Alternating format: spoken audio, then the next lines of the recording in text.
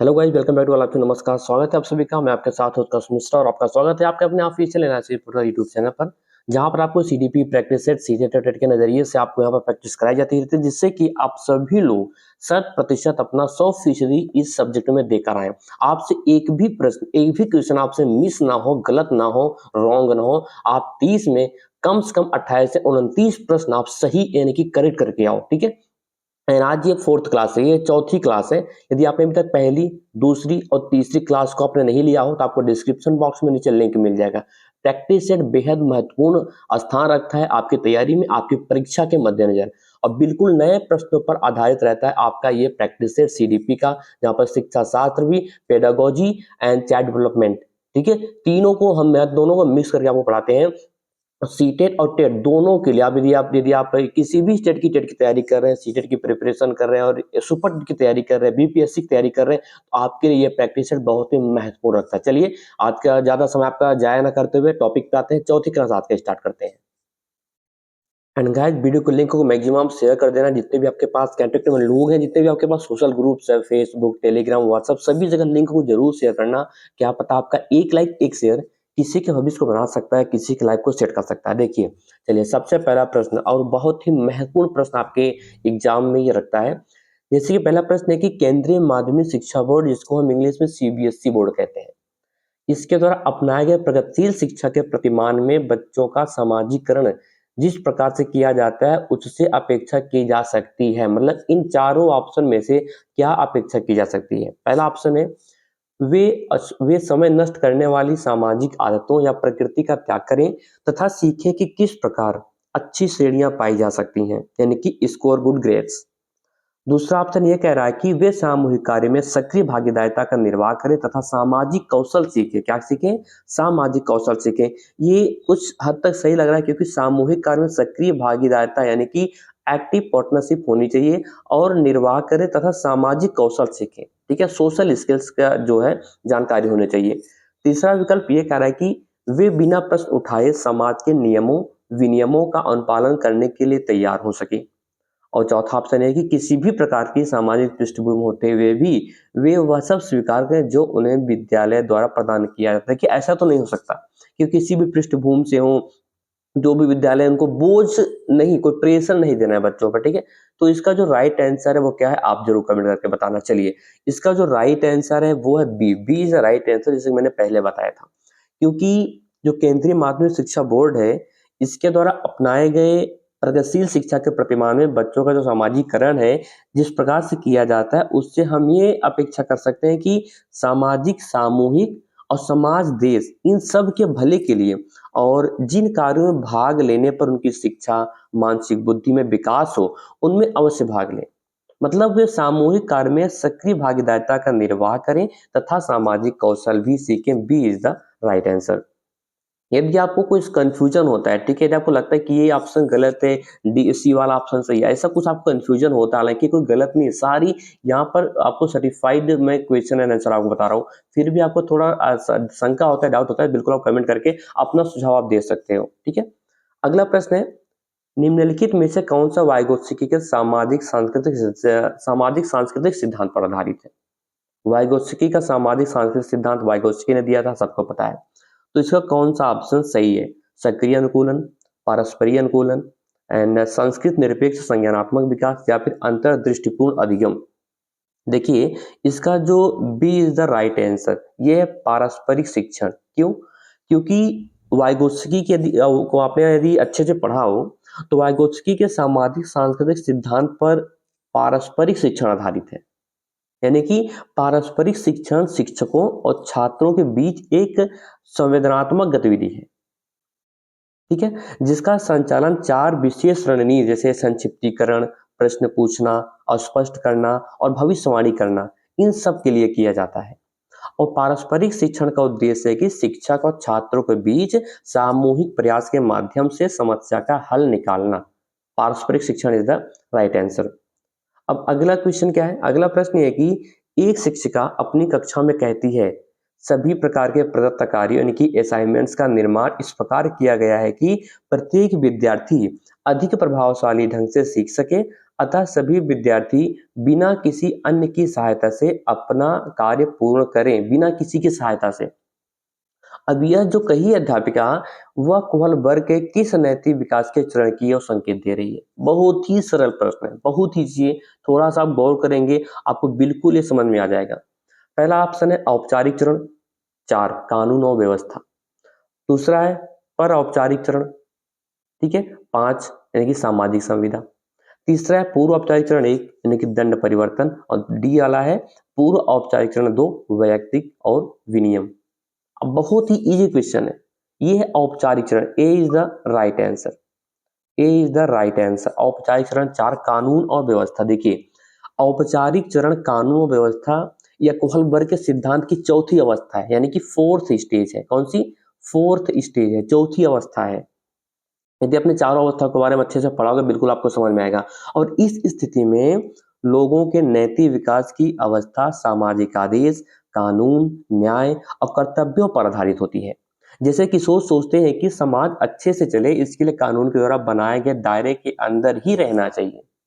तो इसका उल्लेख कौन से चौथे चरण में हुआ है? औपचारिक यानी कि कानून और व्यवस्था। इसका ए इज द राइट आंसर।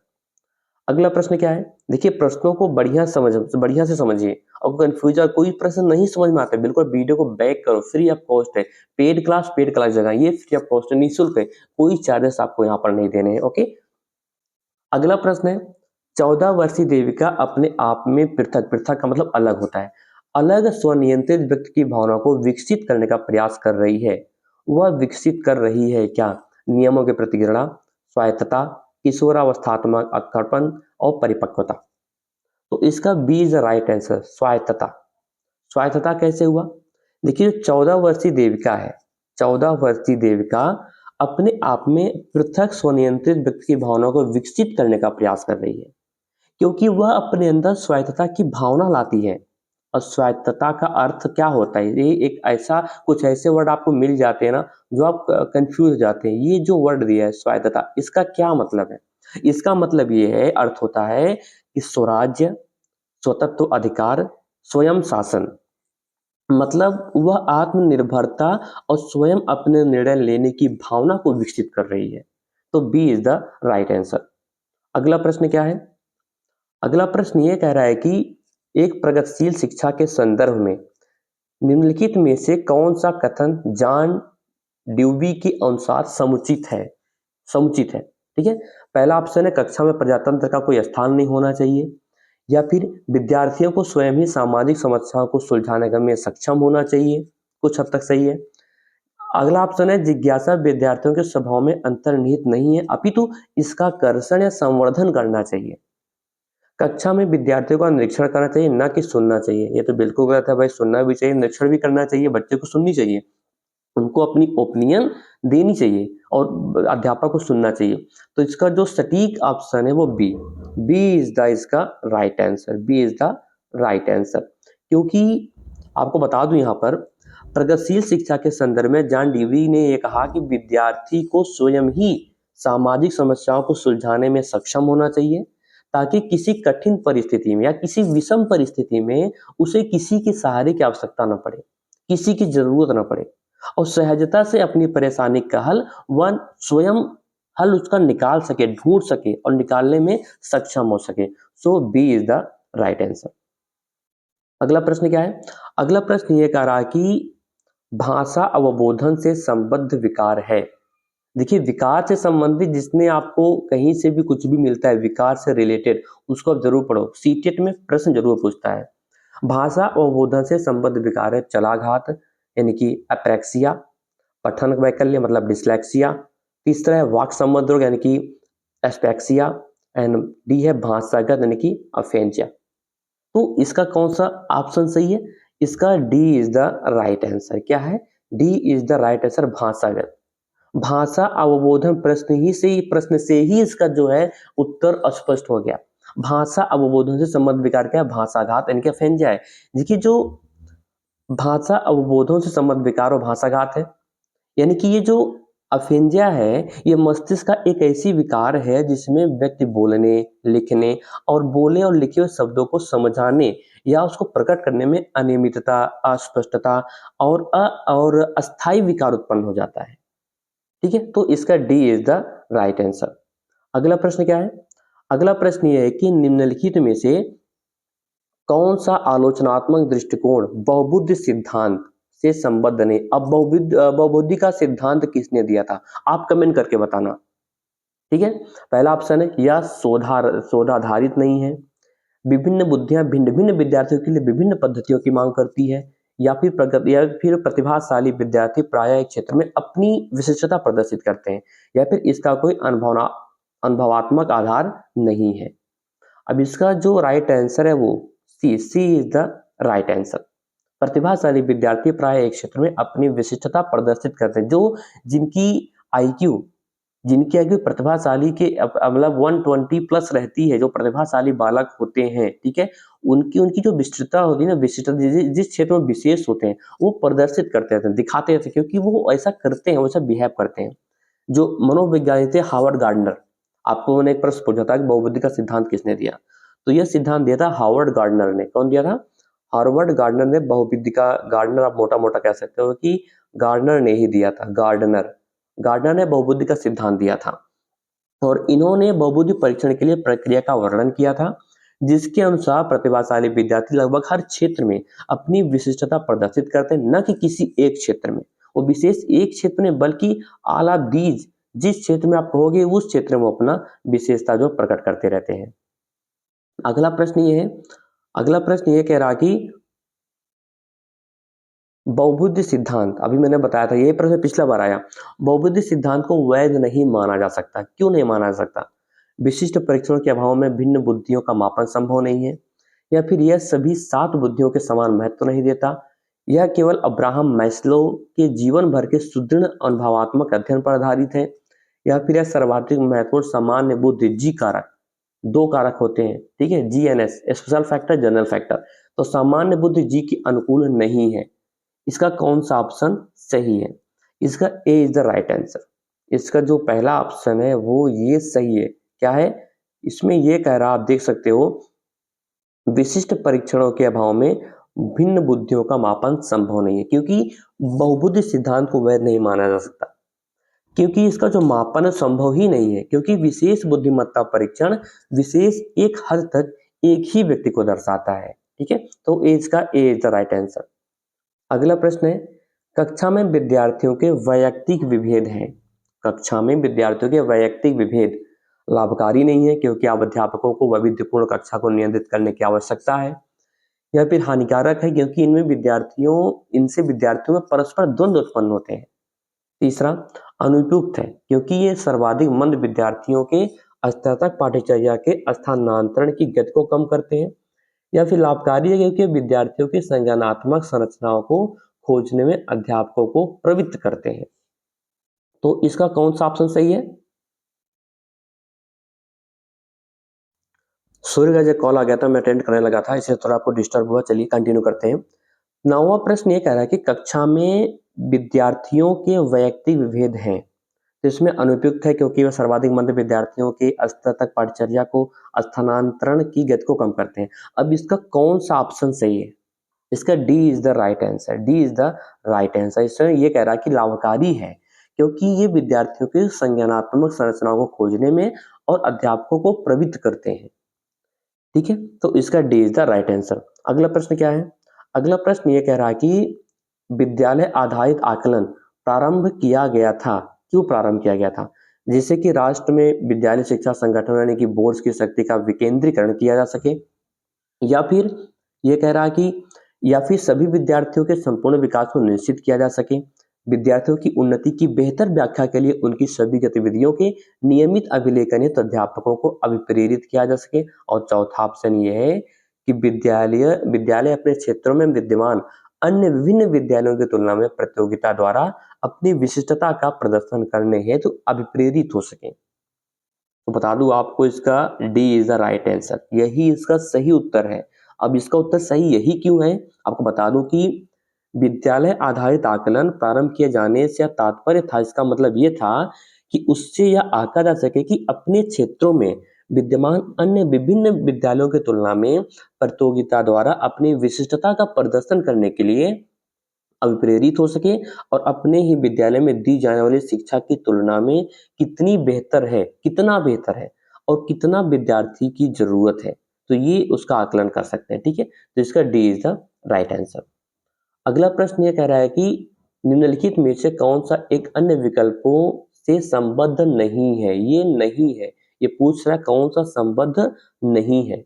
ठीक है, अब इसको ध्यान देना, कभी नहीं और है में आप अंतर नहीं समझ पाते, पढ़ नहीं पाते, प्रश्नों को आप जल्दी जल्दी फटाफट पढ़ लेते हो और टॉपिक पॉइंट ऑप्शन पे चले जाते हो, गलत टिक करके आप आ जाते हो एग्जाम में। ठीक है, ऐसी गलती आप कभी मत किया करो।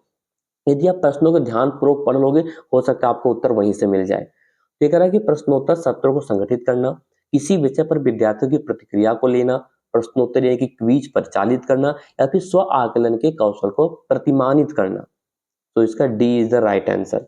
स्व आकलन के कौशल को प्रतिमानित करना, ये D is the right answer, क्योंकि स्व आकलन के कौशल को प्रतिमानित करना और अन्य 3 विकल्पों से अलग है। इन तीनों से क्या है, अलग है, क्योंकि ये अन्य आकलन या मूल्यांकन की पद्धति जो शिक्षक या अन्य किसी परीक्षक द्वारा किए जाने का बोध कराता है। और जबकि हम बात करें स्व आकलन में क्या है कि स्व आकलन में कौशल को प्रतिमानित करना, स्वयं के द्वारा आकलन करने और उसमें प्रतिमान के रूप में स्थापित करने का बोध कराता है, जो निष्पक्ष नहीं हो सकता, इसीलिए D is the right answer. अगला प्रश्न क्या है, अगला प्रश्न है कि निम्नलिखित में से कौन सा प्रश्न अपने विशिष्ट क्षेत्र से ठीक तरह से मिला हुआ, अपने विशिष्ट क्षेत्र से ठीक तरह से मिला हुआ है। ठीक है, क्या आप अपने विद्यार्थियों को उनकी मूल्यांकन या फिर पिछली राज दूरदर्शन पर दिखाए गए सृजनशील क्रिकेट मैच में निर्णायक क्षण यानी कि टर्निंग पॉइंट्स कौन सा था, जड़ी बूटियों के द्वारा चिकेन यानी कि अनुप्रयोग पकाने तो कोई नई पाक विधि लिखिए। डी ऑप्शन ये कह रहा है कि निर्धारित कीजिए दिए गए मापकों यानी कि विश्लेषण में से कौन सा मापक आपको उत्तम परिणामों को पाने में सर्वाधिक प्रवृत्त कर सकता है।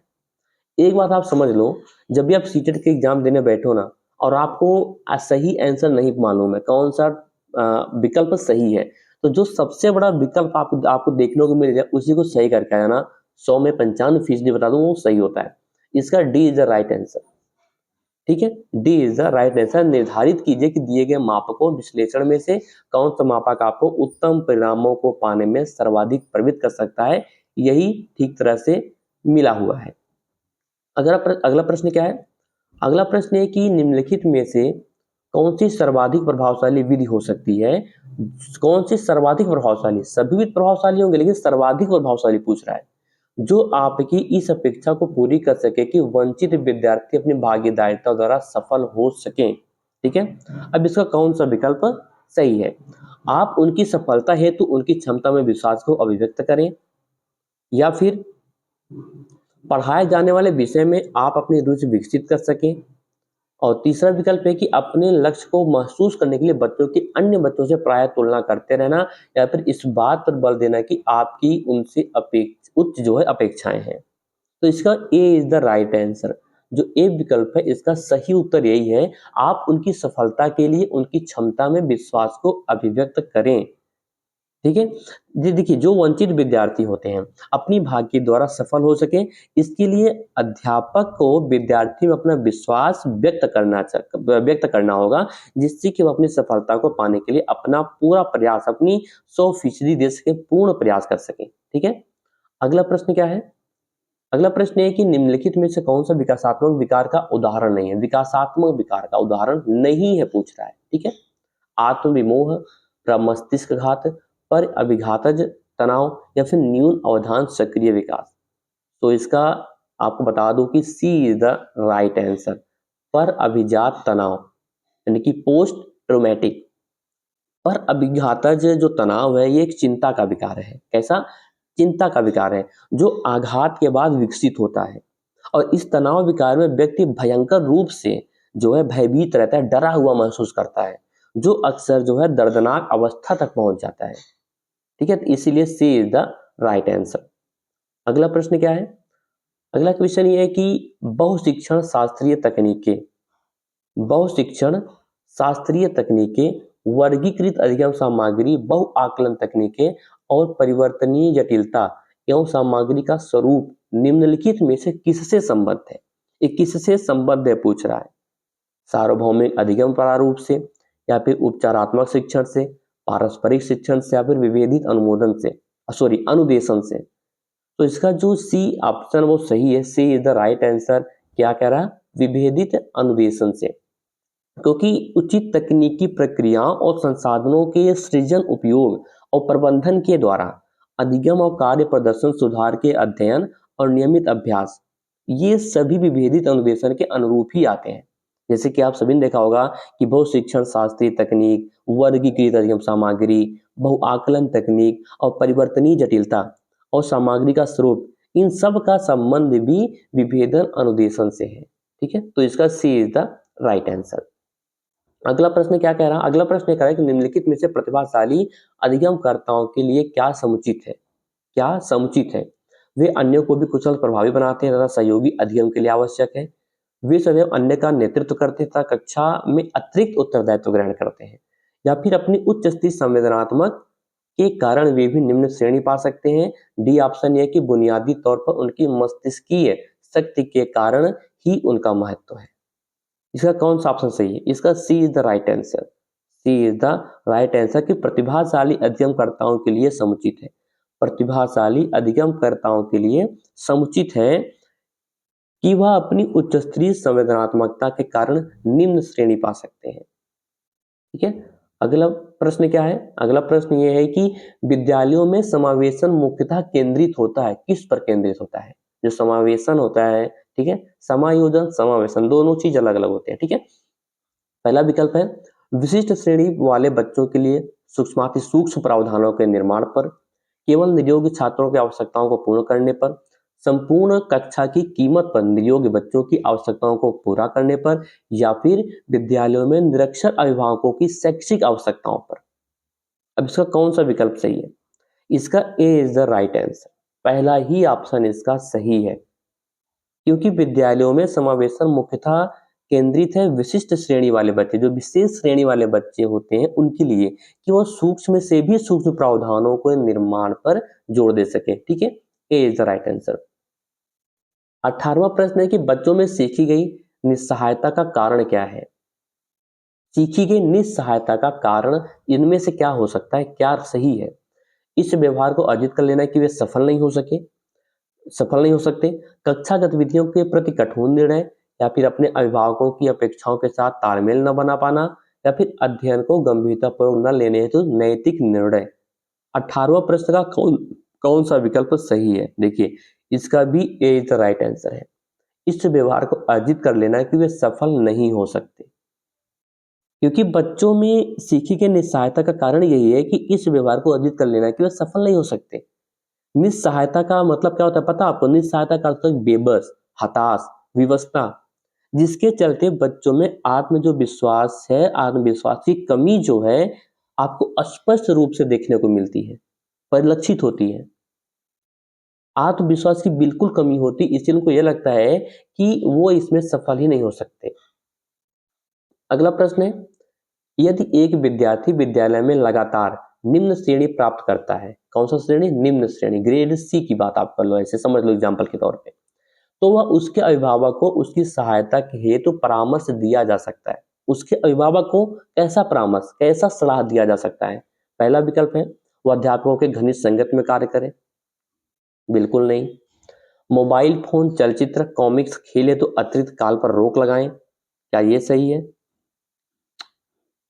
सॉरी, मैंने गलत हो गया, बिल्कुल जो भी है, जो भली भांति शिक्षा नहीं ले पाए उनकी जीवन संबंधी कठिनाई को वर्णन करें, या फिर घर पर उसको परिश्रम पूर्वक कार्य करने पर बल दें। परिश्रम पूर्वक, ये तो बिल्कुल भी नहीं सही है, ऐसा नहीं कह सकते।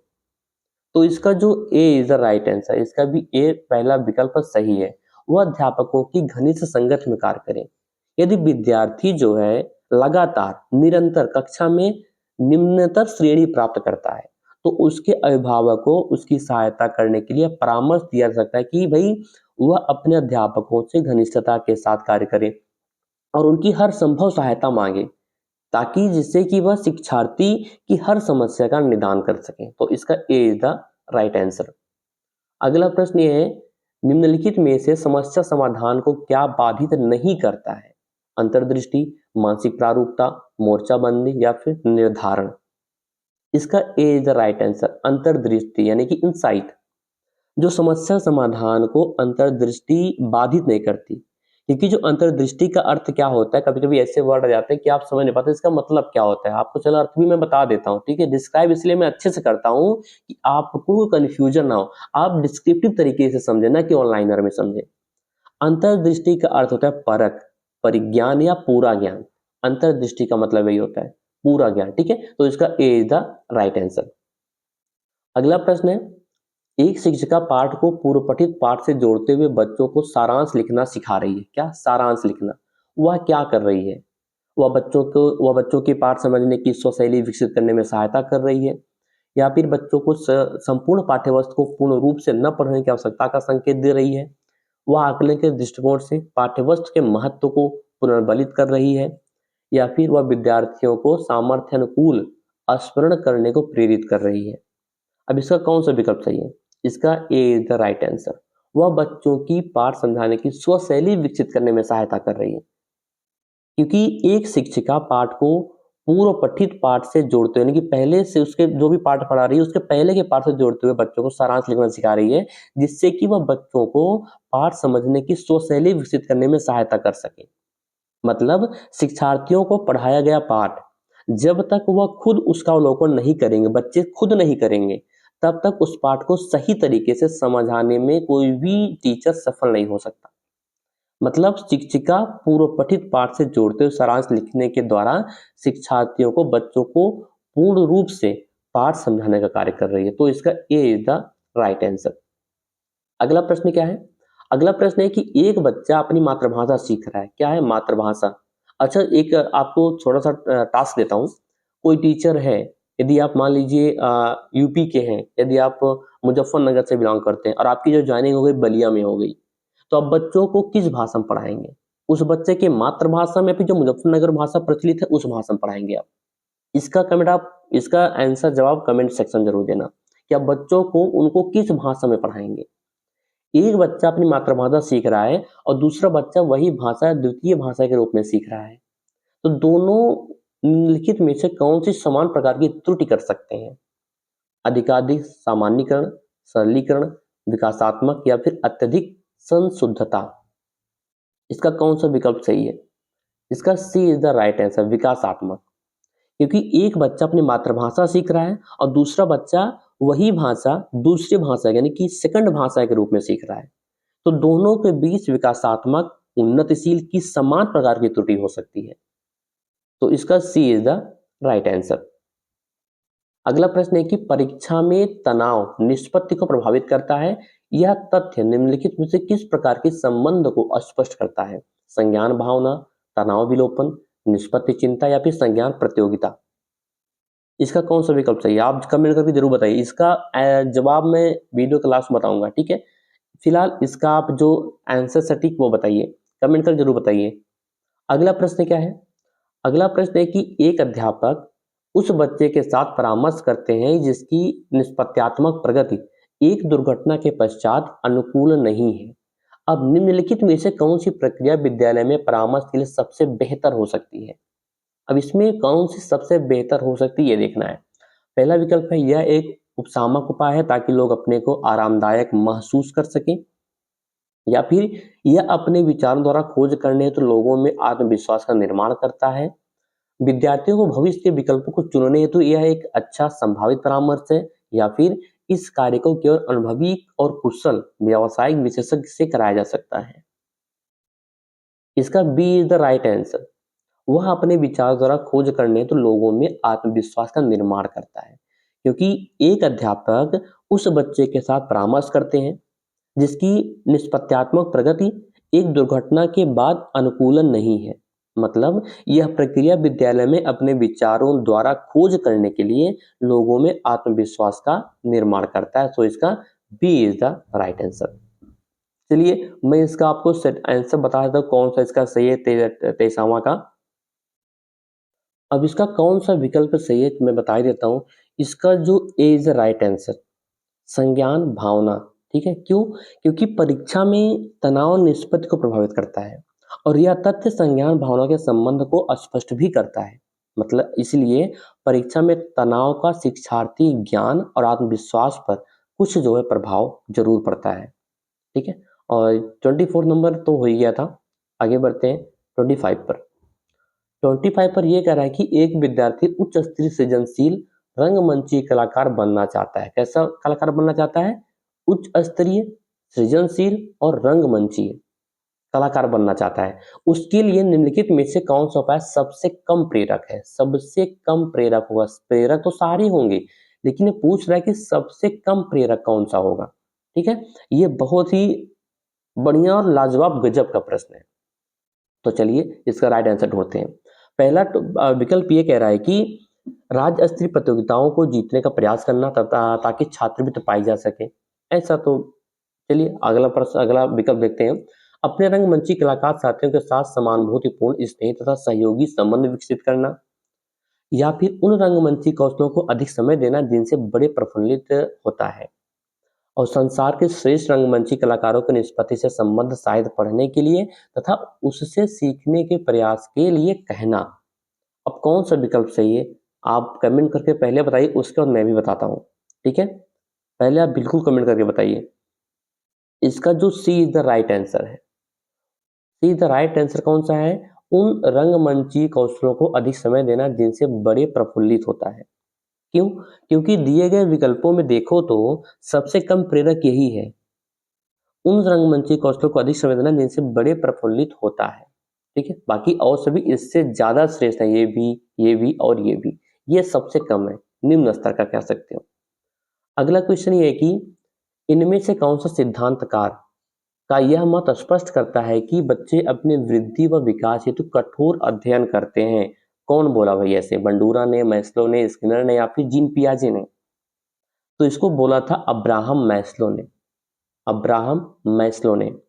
अब्राहम मैस्लो के अनुसार यह मत स्पष्ट करता है कि बच्चे अपनी वृद्धि और विकास हेतु कठोर अध्ययन करते हैं। यह बात कही थी अब्राहम मैस्लो ने। ठीक है, बेहद इजी प्रश्न था ये। अगला प्रश्न ये है कि निम्नलिखित में से कौन सा तत्व कक्षा में अधिगम हेतु सहायक हो सकता है? अधिगम हेतु, बच्चों को अधिगम हेतु प्रेरित करने के लिए परीक्षणों की संख्या को बढ़ा देना, अध्यापकों द्वारा बच्चों की स्वायत्तता को बढ़ावा व सहायता देना, समानता बनाए रखने के लिए किसी एक अनुदेशन पद्धति पर टिके रहना, या फिर कालांश की अवधि का 40 मिनट से 50 मिनट तक बढ़ा देना। कालांश का मतलब होता है जो कक्षा का पीरियड होता है, सेशन होता है, जैसे 1 घंटा 40 मिनट का होता है, तो उसको बढ़ा देना। ठीक है, तो इसमें से कौन सा विकल्प सही है? क्वेश्चन नंबर 27 है। इसका B is the right answer. ये अध्यापकों द्वारा बच्चों की स्वायत्तता को बढ़ावा व सहायता देना, क्योंकि कक्षा में अधिगम के लिए अध्यापकों द्वारा बच्चों की स्वायत्तता को बढ़ावा सहायता देना, जिससे कि कक्षा में बच्चे बिना किसी डर के, बिना किसी रुकावट के, बिना किसी भय के अध्यापक से अपनी समस्याओं का समाधान पूछ सके। उनको डरा के धमका के नहीं रखना चाहिए, उनको शारीरिक रूप से दंडित बिल्कुल भी नहीं करना चाहिए, बल्कि उनकी सहायता करनी चाहिए, उनकी स्वायत्तता को बढ़ावा देना चाहिए। नेक्स्ट क्वेश्चन है, परिपक्व विद्यार्थी कैसे होते हैं? इस बात में विश्वास करते हैं कि उनके अध्ययन में भावनाओं का कोई स्थान नहीं, अपनी बौद्धिकता के साथ अपने सभी प्रकार के द्वंद्वों का शीघ्र समाधान कर लेते हैं, या फिर अपने अध्ययन में कभी कभी भावनाओं की सहायता चाहते हैं, या फिर कठिन परिस्थितियों में भी अध्ययन से विचलित नहीं होते हैं। कौन सा विकल्प इसका सही है? इसका B is the right answer. अपनी बौद्धिकता के साथ अपने सभी प्रकार के द्वंद्वों का शीघ्र समाधान कर लेते हैं जो विद्यार्थी परिपक्व होते हैं। ठीक है, अगला प्रश्न क्या है? अगले प्रश्न बाद भी बेहद इजी प्रश्न था। अगला क्वेश्चन ये है कि पूर्व विद्यालय में पहली बार आया बच्चा मुक्त रूप से चिल्लाता है, 2 वर्ष पश्चात यानी कि 2 वर्ष बाद वही बच्चा जब प्रारंभिक विद्यालय में पहली बार जाता है तो अपना तनाव चिल्लाकर व्यक्त नहीं करता, अपितु उसके कंधे व गर्दन की पेशियां तन जाती हैं। और उसके इस व्यवहारिक परिवर्तन का क्या सैद्धांतिक आधार हो सकता है? उसके कंधे व गर्दन की पेशियां तन जाती हैं, ऐसा क्यों? क्या आधार हो सकता है इस व्यवहारिक परिवर्तन का? विकास की क्रमिक प्रकार से होता है, विकास निरंतरीय होता रहता है, या फिर अलग अलग लोगों में विकास की भिन्न रूप से होता है, या फिर विभेद व एकीकरण विकास के लक्षण है? तो इसका D is the right answer. विभेद व एकीकरण विकास के ये क्या है? ये लक्षण है। देखिए, किसी पूर्व विद्यालय में पहली बार आया बच्चा मुक्त रूप से चिल्लाता है और 2 वर्ष बाद वही बच्चा जब प्रारंभिक विद्यालय में पहली बार जाता है तो अपना तनाव चिल्लाकर नहीं व्यक्त करता, बल्कि उसके कंधे और जो गर्दन की मांसपेशियाँ होती हैं, पेशियाँ होती हैं, वो तन जाती हैं। उसके इस व्यवहारिक परिवर्तन का सैद्धांतिक आधार विभेद व एकीकरण विकास के लक्षण है। मतलब उस बच्चे के विभेद यानी कि विश्लेषण, जाँच और पदच्छेद और एकीकरण, एकीकरण का मतलब एकीभाव और संघीकरण होता है। इनके विकास के लक्षण के जो अनुसार ही होता है। ठीक है। आज का अंतिम प्रश्न, लास्ट क्वेश्चन 30वां प्रश्न ये है कि निम्नलिखित में से कौन सा कथन सत्य है? आनुवांशिक बनावट व्यक्ति की परिवेश की गुणवत्ता के प्रति प्रत्युत्पादकता को प्रभावित करती है। गोद लिए गए बच्चों का वही बुद्धि लब्धांक IQ होता है जो गोद लिए गए उनके सहोदर भाई बहन का होता है। अनुभव मस्तिष्क के विकास को प्रभावित नहीं करता, या फिर विद्यालयीकरण का बुद्धि पर कोई प्रभाव नहीं पड़ता। इसका कौन सा विकल्प सही है? ठीक है, आप हमें कमेंट करके बताना और इसका जो राइट आंसर है वो आपको हम अगले क्लास में बताएंगे। निम्नलिखित में से कौन सा कथन सत्य है? इनमें से कौन सा कथन बिल्कुल सत्य है?